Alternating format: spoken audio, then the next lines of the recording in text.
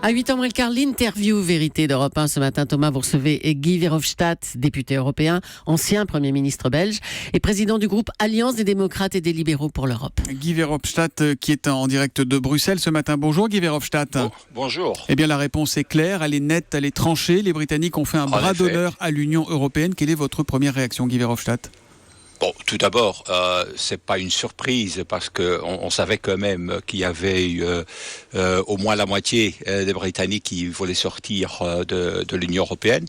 De l'autre côté, je crois qu'il faut le voir comme aussi une opportunité maintenant de reformer l'Union européenne parce que bon, c'est pas seulement en Grande-Bretagne, mais aussi dans beaucoup d'autres pays qu'il y a des plaintes sur une Union européenne qui n'est pas efficace et qui n'est pas capable de donner des réponses aux différentes crises, la polycrise comme je le nomme, qu'on est en train de voir aujourd'hui, les réfugiés, le terrorisme, les problèmes économiques, notre faiblesse géopolitique. Donc, moi, je le vois comme une opportunité maintenant pour vraiment réformer cette Union européenne. C'est un peu la méthode Coué, là, Guy Verhofstadt, pardon, mais c'est une opportunité. Là, on est sur des cendres, les cendres d'un pilier de l'Union européenne, la Grande-Bretagne qui décide de s'en aller. On peut essayer d'être optimiste et positif comme vous l'êtes, mais là, on est quand même face à une situation qui est grave. Mais il faut bien analyser ce nom. C'est un nom contre l'Union européenne comme il fonctionne maintenant, aujourd'hui. C'est-à-dire, c'est une confédération d'États-nations qui est basée sur la règle de l'unanimité et qui n'est pas efficace. Qui décide toujours trop tard, avec des mesures qui sont trop faibles ou qui prennent beaucoup trop de temps. Et donc, qu'il y a alors des plaintes des citoyens contre une Union européenne comme ça, c'est évident. Alors, la question, la conclusion à en tirer, c'est ça qui est important maintenant.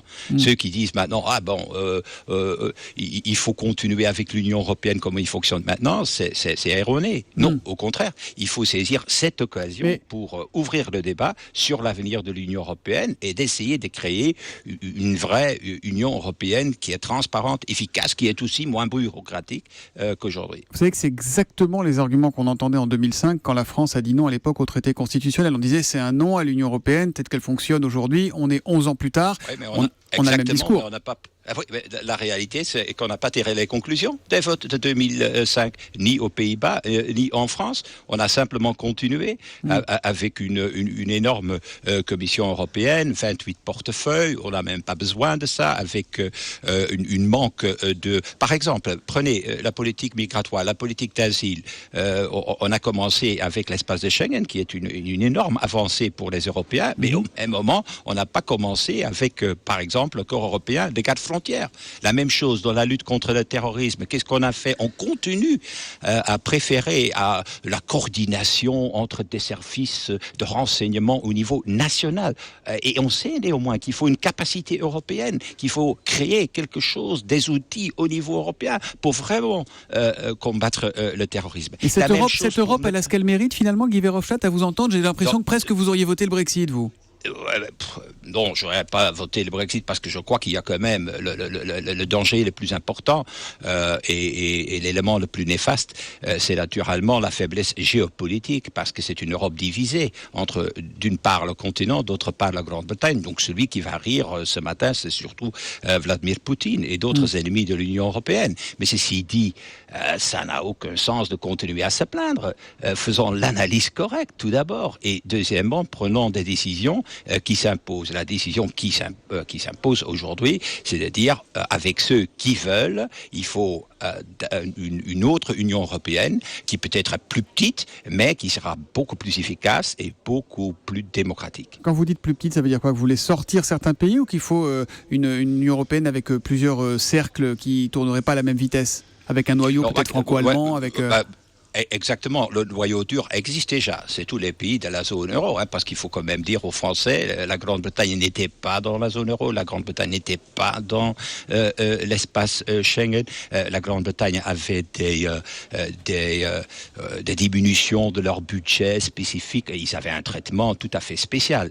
Donc, mieux, c'est d'aller d'avant avec ceux qui le veulent, et c'est-à-dire certainement les pays de la zone euro. Et ici, on ne fait pas, si on ne fait pas les réformes nécessaires, moi je vous prédis ce qui va se passer. Dans beaucoup d'autres pays, il va y avoir des nationalistes, les populistes, les eurosceptiques qui vont demander aussi des consultations populaires. Est-ce que justement, Guy Verhofstadt, Verhofstadt, il ne faut pas redonner la parole au peuple et organiser un référendum dans chacun des 27 pays de l'Union européenne qui restent aujourd'hui ?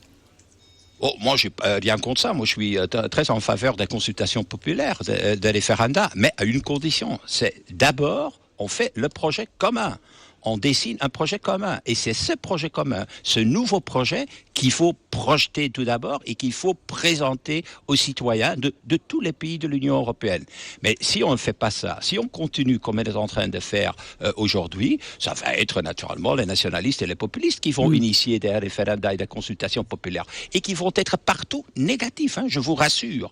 Donc la seule alternative, c'est de dire qu'est-ce que les pères fondateurs ont voulu ? Ils ont voulu faire une union politique, une union économique, une union qui est capable aussi de jouer son rôle au niveau mondial. Et c'est ce projet qu'il faut présenter aux citoyens. Là, je suis persuadé que dans des consultations populaires sur un projet pareil, c'est le oui qui va l'emporter. Guy Verhofstadt, qu'est-ce qu'on fait avec les Britanniques aujourd'hui ? L'eurodéputé Yannick Jadot a dit il faut que ça leur coûte cher, sinon c'est la porte ouverte à tous les États qui voudront faire pareil. Qu'est-ce qu'on fait ? On va essayer de trouver des petits arrangements, on va discuter pour qu'ils soient sortis.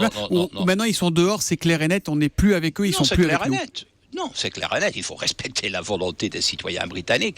Ça n'a pas de sens, n'est-ce pas, de commencer à faire des petits accords cachés, etc. Et donc, ça veut dire que d'abord, les Britanniques doivent notifier leur décision. C'est sur base de l'article 50 du traité.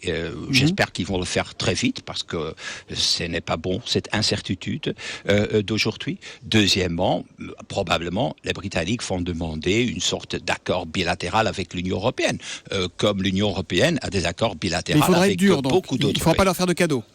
Non, pas du tout. Il n'y a aucune raison. La décision a été claire et nette. Il faut la respecter. Ce serait quand même pas très sérieux de dire les Britanniques ont décidé de sortir de l'Union européenne, mais maintenant on va faire un petit accord pour les maintenir dans l'Union européenne. Ça ne va pas du tout. Et en plus, encore une fois, ce qu'il faut faire, c'est en tirer les conclusions qui sont évidentes. C'est-à-dire qu'il faut refonder l'Union européenne d'aujourd'hui. Il faut changer les règles. Guy Verhofstadt en direct de Bruxelles.